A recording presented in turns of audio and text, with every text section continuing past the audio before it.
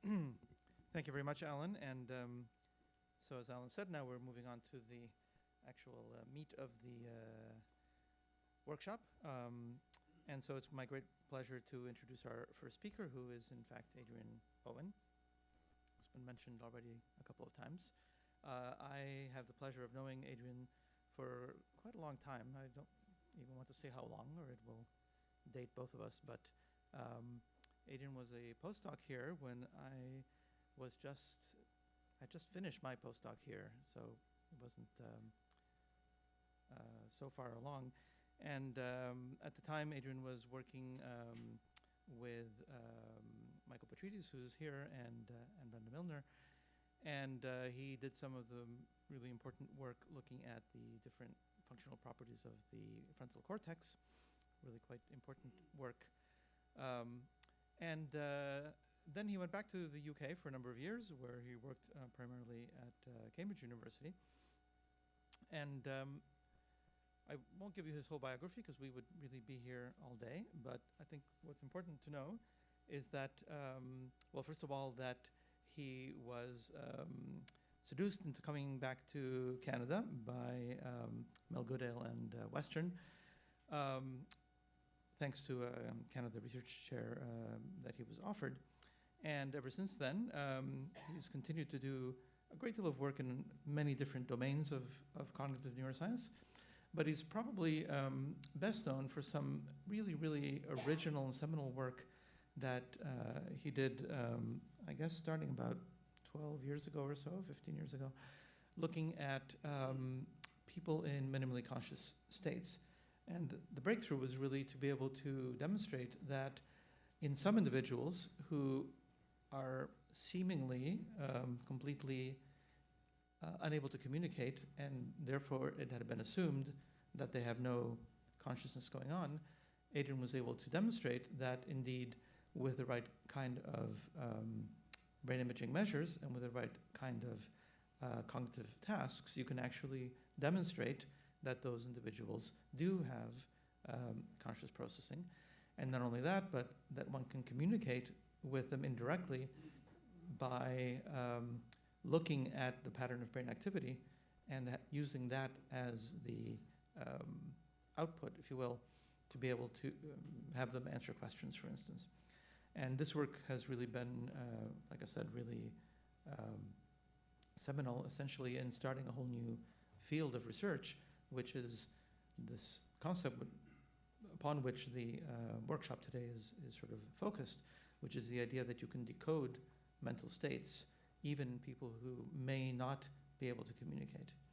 And there are, of course, enormous ethical and societal implications to that, as well as scientific and philosophical questions that arise. A lot of Adrian's work has really focused on fMRI, but also more recently, he's been using other techniques, and we're lucky to have a bunch of his students here who will tell us about some of the real cutting-edge stuff that they're doing. And one other thing I have to say is that you should really read his incredibly cool book. And I'm not getting any, benefit from this, am I? Maybe you'll buy me a drink. But anyway, this is a fantastic book that just came out recently, Into the Gray Zone. And it is really about this whole issue of what does it mean to have different conscious states, and how do we probe it? And it's a highly readable book. I strongly recommend it. And I would like everyone to welcome Adrian to give his lecture. Is we got first healthy participants and then a single vegetative state patient to imagine playing a game of tennis. And this produced, we were essentially just using this as a mechanism to get the patient to think about waving her arms around. And what we saw is a very similar pattern of activity in the medial premotor region. We then switched tasks, and we asked the patient and our healthy participants to imagine walking from room to room in their house, a simple spatial navigation task. And again, as you can see, we saw a very similar pattern of activity in the patient, who at this point had not produced any physical responses to an external prompt for about 5 months. Yet, when we said, play tennis, she would produce a pattern of brain activity like the healthy participants when we said, imagine moving around your house. Again, she would produce a different pattern of brain activity, which was, again, like healthy participants. Now, this is a sort of decoding of mental states. It's really rather rudimentary, but if you think about it, if in this context, if we see premotor activity, she is imagining playing tennis. So in that sense, we're decoding her mental state. And if we see, say, parahippocampal gyrus activity, then we know that she is imagining moving from room to room in her house. And again, in that sense, we're decoding her mental state. But this is a very sort of constrained situation. We only gave her 2 states. So we're kind of, it's a binary problem. We're saying which we are able to determine which of these 2 things she's doing. We're not really decoding her mental state. And I'm going to come back to that point a little bit later. But of course, back in 2006, we weren't really interested in this. We were interested in working out whether she was conscious and aware of the situation that she was in. And we felt very strongly that we were able to do that. And there's various bits of evidence came together to allow us to draw that conclusion. One is from the pattern of her brain activity over the 5 minutes of the scan. This is each of these is a 30-second epoch. This is just looking at the premotor cortex, relaxing, imagining playing tennis, relaxing, imagining playing tennis. And it's pretty convincing that she's switching this activity on and off every time we ask her to change what she's thinking about. Again, another sense in which we are decoding her thoughts. But of course, we are also driving those thoughts in the first place. If you don't buy that, then I think you should buy this experiment that we did to address some of the reviewers' concerns about the original paper. And here, what we did is we took a group of healthy participants, we put them in the scanner, and we said, imagine playing tennis. This drove the premotor activity just as it had previously. We then said, now, please do not follow the instructions that you're about to hear. And we said, imagine playing tennis. Exactly the same instruction this time produces no activity relative to rest. And that's quite an important result because it shows that this is not an automatic response. Just being told to imagine playing tennis doesn't automatically fire off your premotor cortex. You have to do it. You have to obey the instruction and go through the process of thinking about being on a tennis court, and waving your arms around. And again, I think this is an interesting idea because here you have, unlike the original tennis experiment, here you have 2 absolutely identical situations. The participant has received exactly the same instructions, at least immediately prior to the thing we're trying to measure, yet 2 different mental states are produced, and we are able to decode those mental states to decide which of these 2 things the person has done. And we've played with that idea in a number of different contexts over the years. This is just to show you that this is not a one-off. We've seen many patients like this now. This is examples of 10 patients diagnosed as being in a vegetative state, some from back in the UK, some from here in Canada that we've seen over the years. About 17% of the patients that we see that appear to be entirely vegetative, actually, when you put them in the scanner, can do these tasks. This is not just data from my lab. Last year, a meta-analysis was published of all of the labs around the world that have now done this and approached these patients with this task. And 20% is the number that comes out. Wherever you do this, about 1 in 5 patients turn out to actually be aware, even though they're entirely non-responsive. And that, going back to Robert's introduction, that's why I think it's important that we work on mechanisms for decoding the mental states of these patients, because actually, when you look at the numbers, it adds up to quite a lot of people. I should have plugged sound in. Is it too late to plug a sound?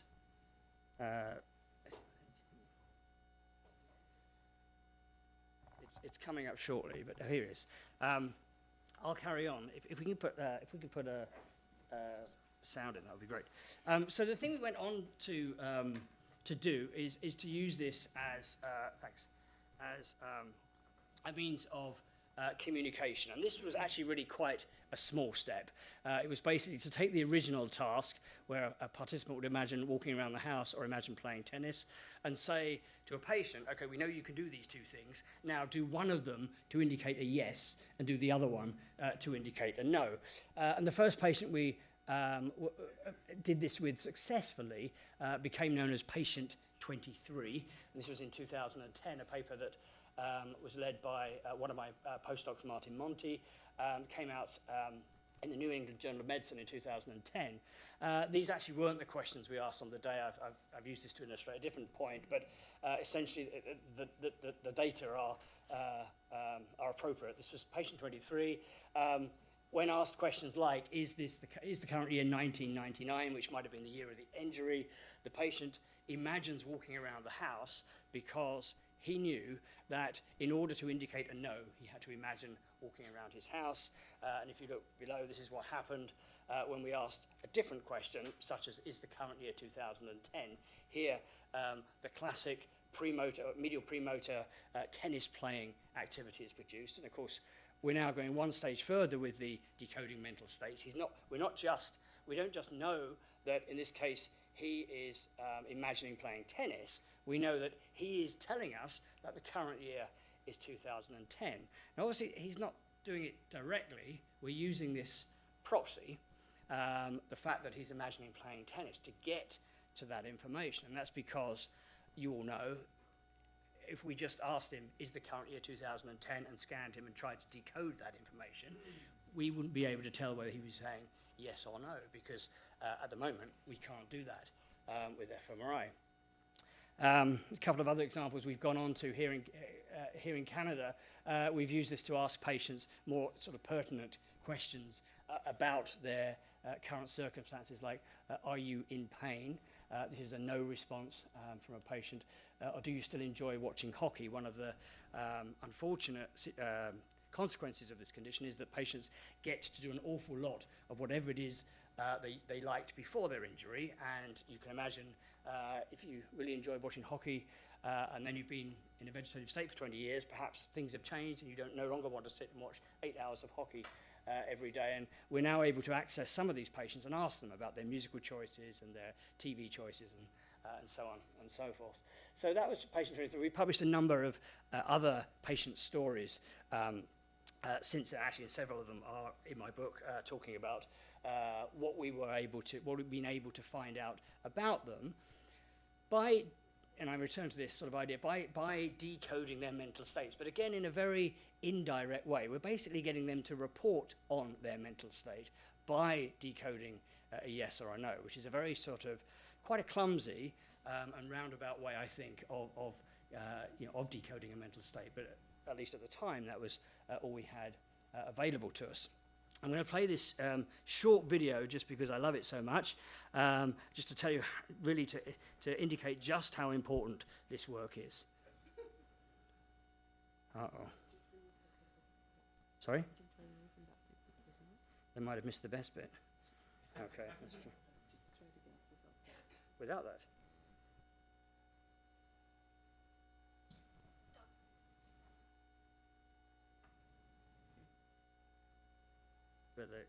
Can anybody else hear it? Okay, let's try again. Because this might not work. Let's try and just send it here. It's difficult sending it to HDMI. Oh, I see. What a shame. Okay, I'm going to move on. Right? Questions. Okay. I'm determined to show you this. Right. Determined. I've kind of, the joke has gone, but...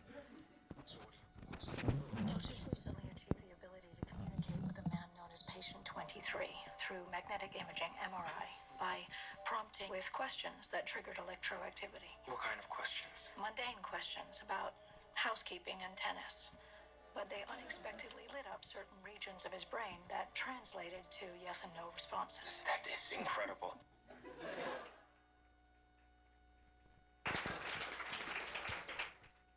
It's incredible. It's incredible. They said so on the X-Files. No, that was very exciting to see. More exciting than probably any science I've ever done.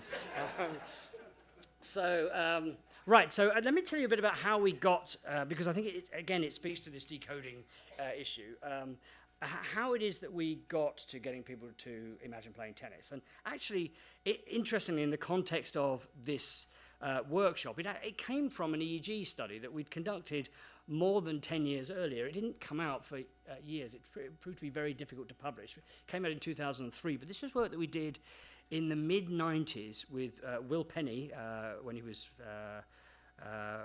really rather younger than he is now, of course, and people like Ingrid Johnsrud.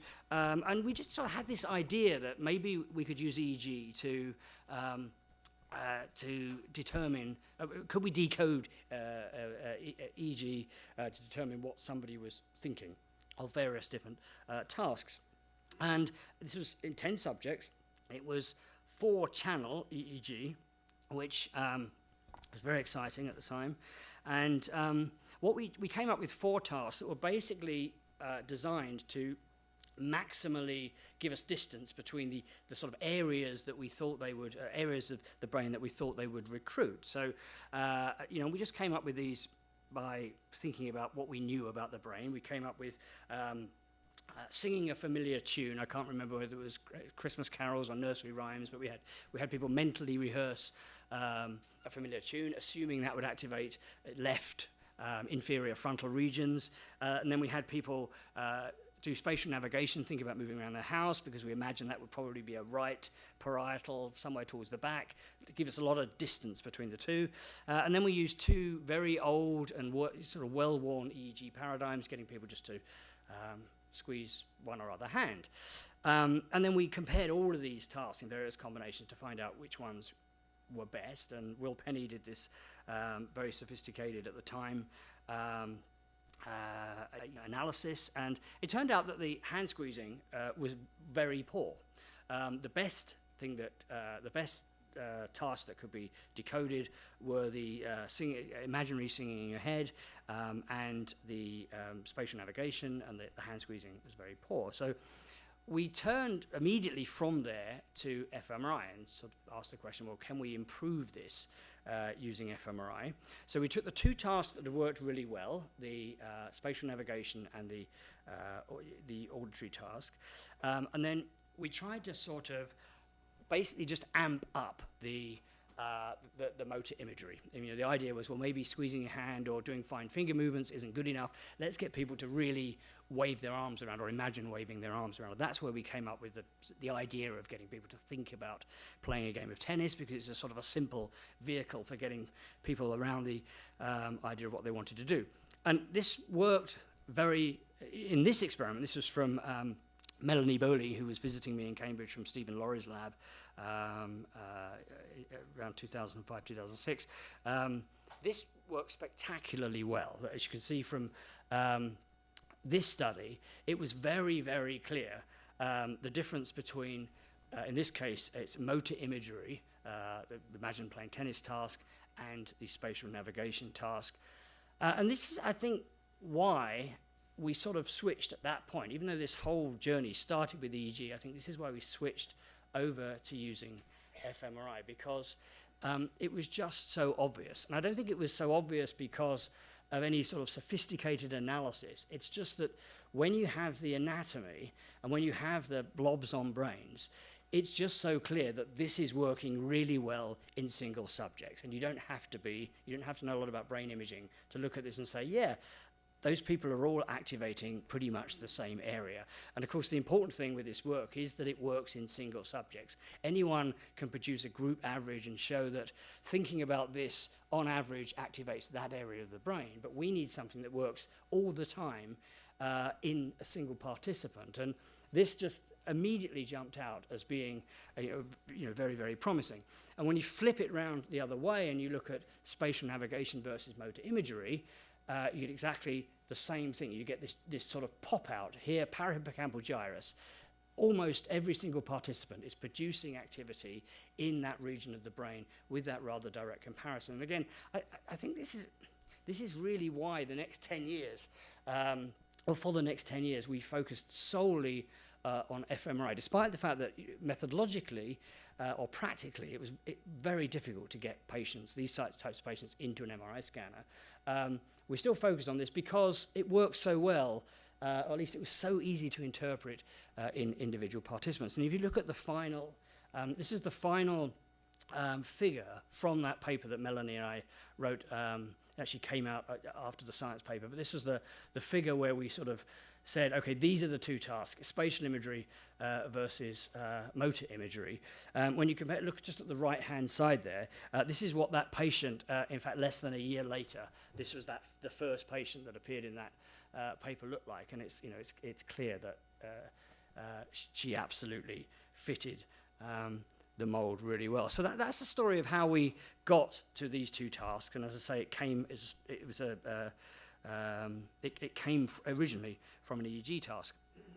Now, over the next few years, and most of this I haven't spoken about here before. Again, it's all going to be fMRI, but we tried lots of different things to both to simplify the task and to make communication easier and to sort of get us to the next stage. This is again work by one of my then postdocs, Martin Monti, who's now at UCLA. And Martin's idea was, well, let's look at attention. Can we see switches of attention in these patients? Could we use that as a vehicle for knowing that somebody was aware? So he had a stream of words like dog, cat, field, cat, and one of the words would repeat many times, and the task was to count the number of times you heard the word cat. And the stimulus stream stayed exactly the same throughout the experiment, just a continuous stream of words. And every so often, there would be another voice that would say, listen to the words, or count the number of times you hear the word cat. Listen to the words, count the number. So stimulus stays the same, but the participant is either counting or is sort of just trying to let the words wash over them. And this is it worked very well in a patient here on the right, on the left, on the far side, a patient, we were very easily able to detect that a patient was doing this, was oscillating between just listening and counting. And then, and again, it's a sort of decoding of mental states, I suppose. We are interpreting which of these two things, or whether or not the patient is doing the two things that we have asked them to do. So again, it's driven by our instructions, and we are simply decoding whether or not they are obeying those instructions. But I would pull away from saying, we're decoding the person's mental state, because I think we're only doing that in a rather rudimentary way. Another of my then postdocs, Lorena Naci, who's now in Dublin, sort of took this idea one stage further. First of all, she compared a similar selective attention task. This was now counting the number of times you heard a word like yes in a stream of digits. The other digits, well, all the digits were just distractors. Every so often you'd hear a yes, and the participants were asked to count the number of times they heard that, versus just sort of relax and let the whole thing wash over you. And she compared it to the tennis task, which sort of at the time was the gold standard for us, and it worked better. At the bottom row here, you're looking at the number of participants in the study for whom any given voxel was significantly activated, and you can see there that in fact I think all 12 participants in this study produced significant activity in that medial region when you compared them attending versus when they were listening, and that was even better than the tennis task is incredibly robust. Most people activate that premotor region when they play tennis, but it wasn't as good as the selective attention task. And Lorena then went on and used that to develop again a rather rudimentary way of communicating with some of our patients. And the idea was that she would start with a localizer where she would just get the patient to either attend to a stream of yes, no, yes, yes, no, no, no, yes, or again, just relax and let it wash over you. That gave us localizers that gave us a region of interest that we could hone in on, and then we would tell the patient, well, you're going to hear bursts of yeses and bursts of nos, and you please attend to the word you are trying to convey. And then we would ask a question like, are you in a supermarket? And they would hear a burst of yeses and a burst of no. We would do a simple contrast between the two conditions. using the localizer. And in this case, this patient is communicating that they are not in a supermarket and that they are in a hospital, because that activity is stronger in the yeses in the hospital condition. So that that also worked pretty well. Again, it's kind of decoding mental states, but using using a proxy. But in some patients, at least this idea was very useful in allowing them to communicate information about what they understood about the situation that they were in.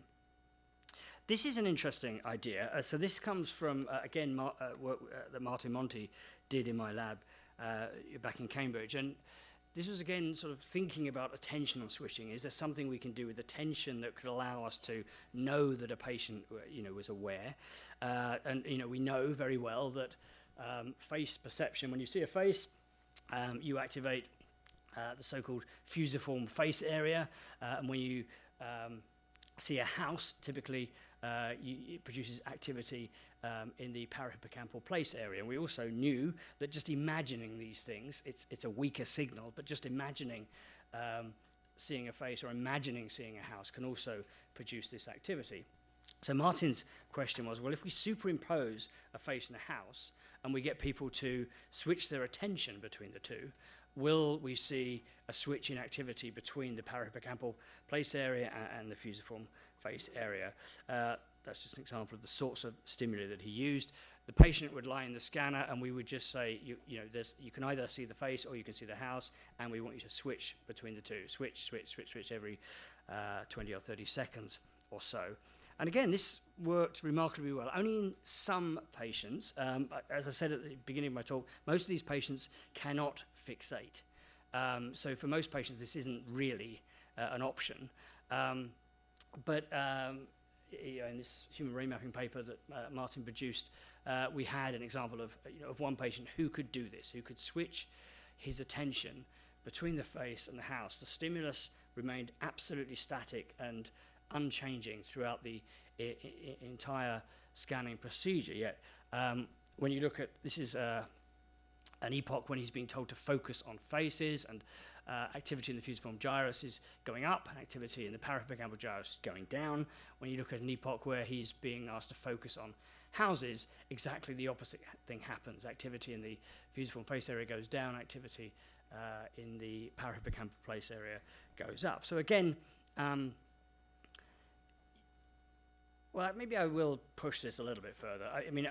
I'm slightly hesitant to say we're decoding mental states. In a way we are, but we are asking a person to do something, to enter into a mental state, and then we are determining whether they are doing that or not. That's sort of literally what I feel we're doing here. The reason I decided to push it a little bit further is because we have used this on occasions, usually in the context of trying to satisfy the media for some sort of TV show, of using this sort of idea to show them that we can decode mental states. So typically, I would sort of put a reporter into the scanner, and they would say, "Oh, try and guess whether I prefer red or white wine." And there, we're not saying switch, switch, switch. We just say, "Well, you tell us. Just start answering when you want, and if it's a yes, imagine playing tennis." And I've done this on a number of occasions now. If it's a healthy single control subject, it's pretty easy to get somebody to communicate with you in pseudo real time by just starting to imagine playing tennis at a particular point, and then you look at the bold signal, and as the premotor cortex starts to rise, you know that they're saying a yes or no. So you can sort of use this to decode mental states, but again, these are specific states that we have a specific number of possible states that we provide the person with, and we're essentially saying we're going to tell you which one of these things you are doing now. It's not we're going to say what you are doing now, it's which one of a certain set of circumscribed things you're doing. How are we for time? Yeah, so I'll just throw this in because I think this was one of the most fascinating results that we did with this type of idea, and this was from Adam Hampshire, who was again one of my postdocs at the time.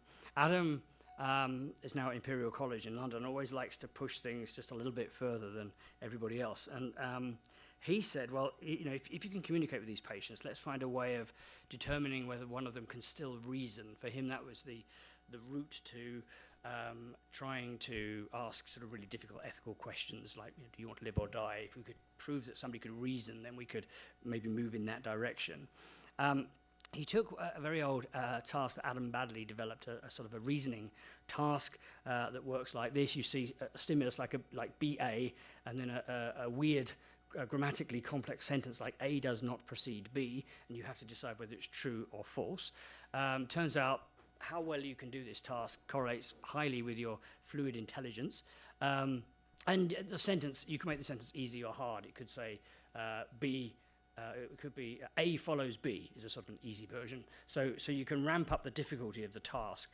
What Adam did is he told the participants in the scanner to imagine the object that is in the front. And then he gave them sentences like, face does not precede house. And in that case, face does not precede house, so the correct response was to imagine a house there, because the house is in the front. Similarly, house is followed by face, same thing. The thing to do when you see that in this task is to imagine a house, because it is the thing that is in the front, in spite of the fact that it's not necessarily at the front of the sentence in every situation. Like in the first one, house does not appear first in the sentence, but is nevertheless conceptually in the front if you decode the sentence.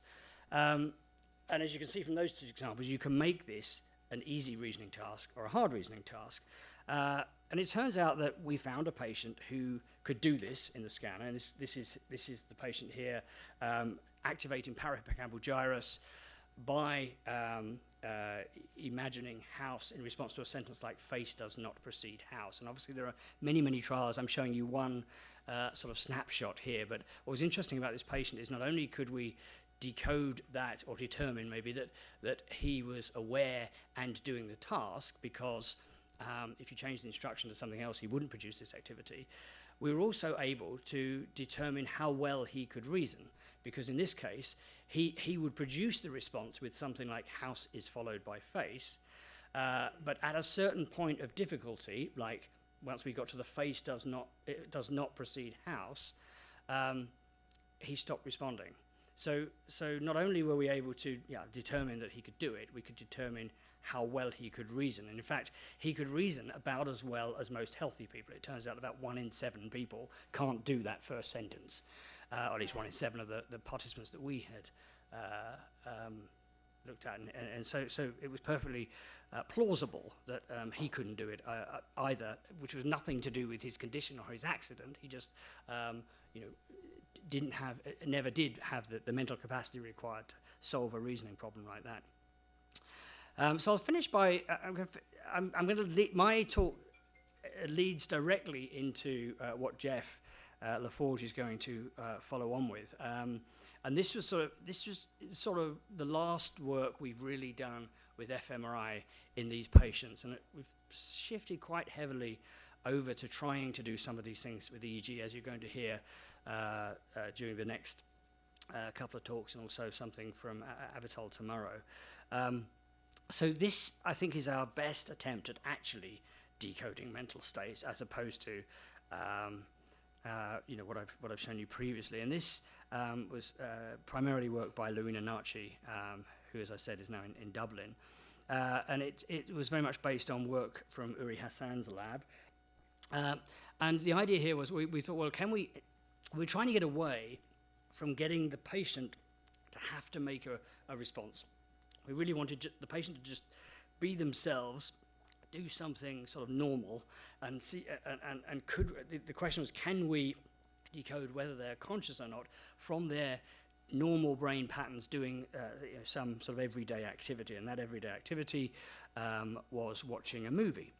And we knew from the work from Uri's lab that when people watch some movies, or at least some movies more than others, their brains become highly synchronized. This is our data now, but this is a replication of something that Uri Hassan had done with this early Alfred Hitchcock movie. It's a shortened version of it. The story is sort of quite important. It's about a boy who finds a gun, and it's very clear to us, the audience, that the boy thinks it's a toy gun. It's also very clear to us, the audience, that it's actually a real gun.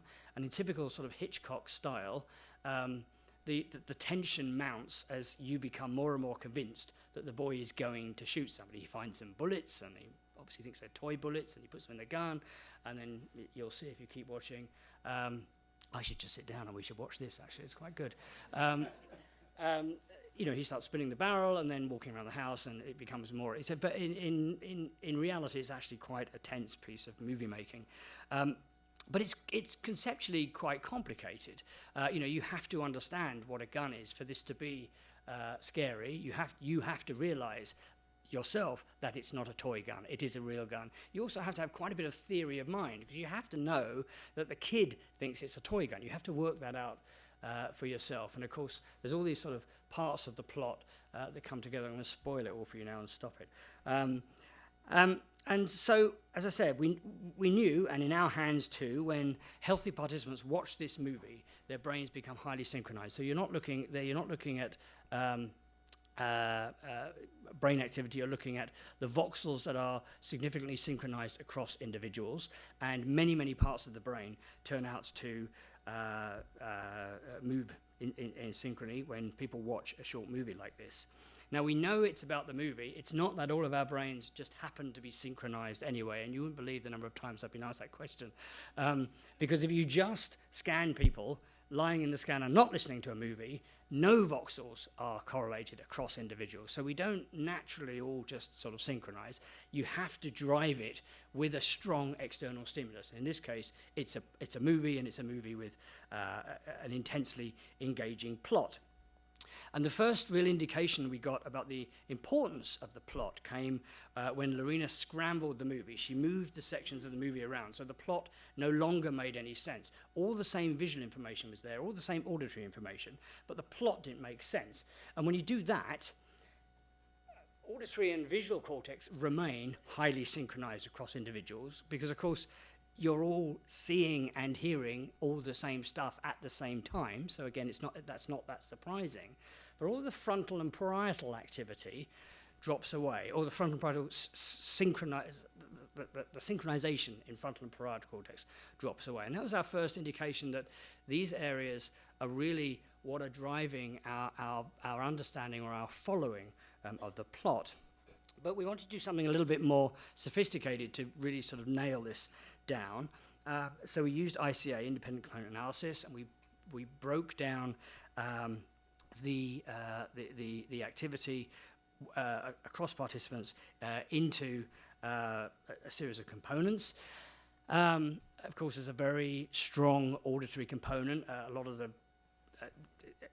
There's a lot of important auditory information going on in the brain. There's a strong visual component. But what we're really interested in is this frontoparietal component, and could we somehow relate this to the plot? And you can see, I think if you haven't heard me talk about this before, I'm sure you can see where I'm going with this. The idea is that if we can show that a patient is following the plot of a movie, there is no reason to suppose they can't follow the plot of their own lives, because in many cases, you know, a movie is kind of like real life. Maybe not an Alfred Hitchcock movie for most of us, but you know, that was the idea. Is, you know, can we get to the point that we can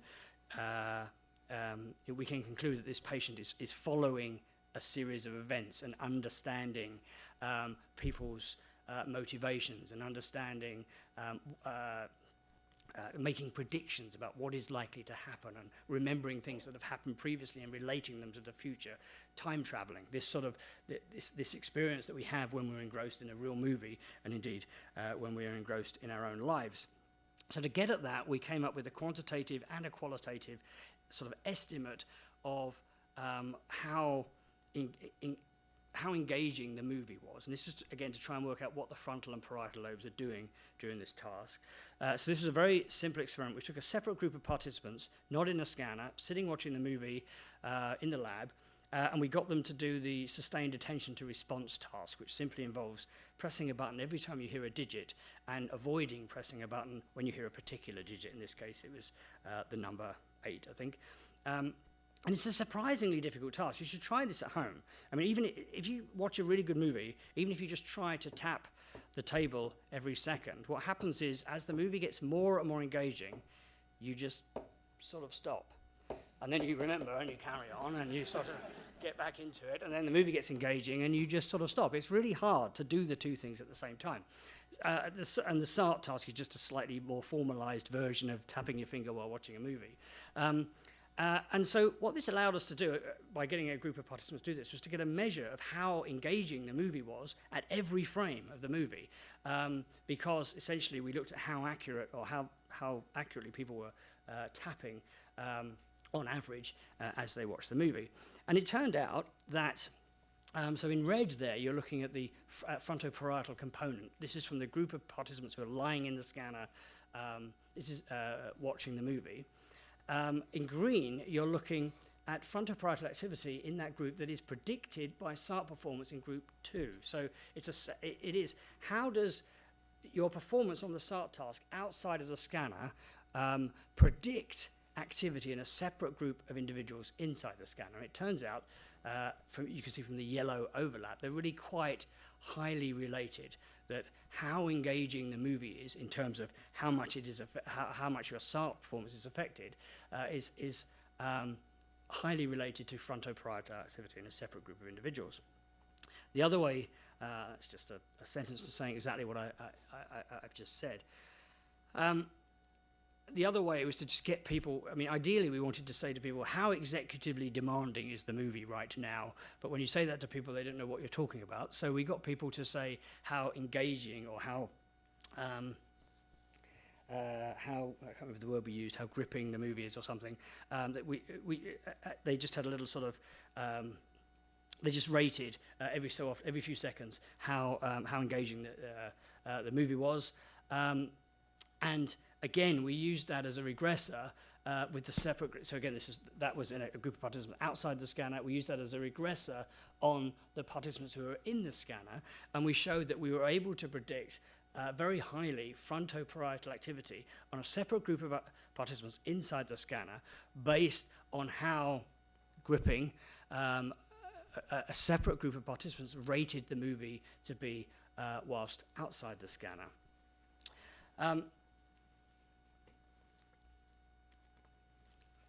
So how engaging the plot is rated by one group of individuals. It predicted frontoparietal activity in another group of individuals. And that essentially is the tool that we used to start trying to mentally decode in patients whether or not their experience of the movie was similar to the experience that the rest of us are having. And you're going to hear a lot about this in the next presentation as well. But this is essentially what we were trying to do, to get closer to answering the question, what is it like to be in this condition? Rather than say, can this person produce this response that we've asked them to produce? We're really trying to say, to what extent is the pattern of brain activity when they're having this experience the same as the pattern of activity that I am having when I'm having that experience? And to what extent does that mean this person is experiencing the same thing? And I'm not sure we've quite got there. We've shown that this is workable in patients now. So this was from Lorena's PNS paper, where she took two patients who were clinically very similar, and she basically put them in the scanner, had them watch the movie, and then tried to, essentially looked at what voxels in that patient's brain could be predicted by things like SART performance of healthy participants, how gripping healthy participants rated movies to be, and indeed what healthy participants, how healthy participants' brains responded during the movie. And what she showed is the two patients dissociated very nicely. So patient one, the auditory component appeared to be intact. So that is the patient's brain, the auditory, the activity that was related to changes in the auditory signal was still responding. And this I don't find very surprising. When a gun goes off, all of our brains are going to the auditory areas in all of our brains are all going to respond at exactly the same time. And we know from work that I haven't told you about, that means absolutely nothing about whether we are conscious or not in patients. We see it very, very often. In more than 50% of patients that we see, you'll get intact auditory responses, even to quite complex auditory stimuli. But there was nothing in the frontoparietal component. But the second patient, who was clinically very similar, we could predict based on, and I think I put a list here just so I get it right. So the second patient's frontoparietal activity was predicted by the time course of the frontoparietal ICA from healthy participants, and from how attentionally demanding the movie had been in healthy individuals, and how engaging it had been rated by healthy individuals. And I think this is my final slide. This is as close as we've come, I think, with fMRI to sort of decoding mental states. My feeling from this is that this patient is having the same experience of the movie as I am. I feel reasonably confident that I can conclude that this patient actually went on to be able to imagine playing tennis and do other tasks. So subsequently, we know that this is a conscious person, despite the fact that he's entirely behaviourally non-responsive. But I'm more interested in and you know, we can. This is. I hope very much that we talk about this in discussion at this meeting. You know, I feel like I want to conclude that this person's experience, we've decoded the mental state to the point that this person's mental experience is likely to be pretty similar to mine. And you know, the reason that we haven't pushed further with this is rather a practical one. That, as I alluded to earlier, getting patients to the scanner is complicated, getting them into the scanner is complicated, we have to transport them around the place, and once we got this far, it sort of seemed obvious that we had to return to portable, cost-effective techniques.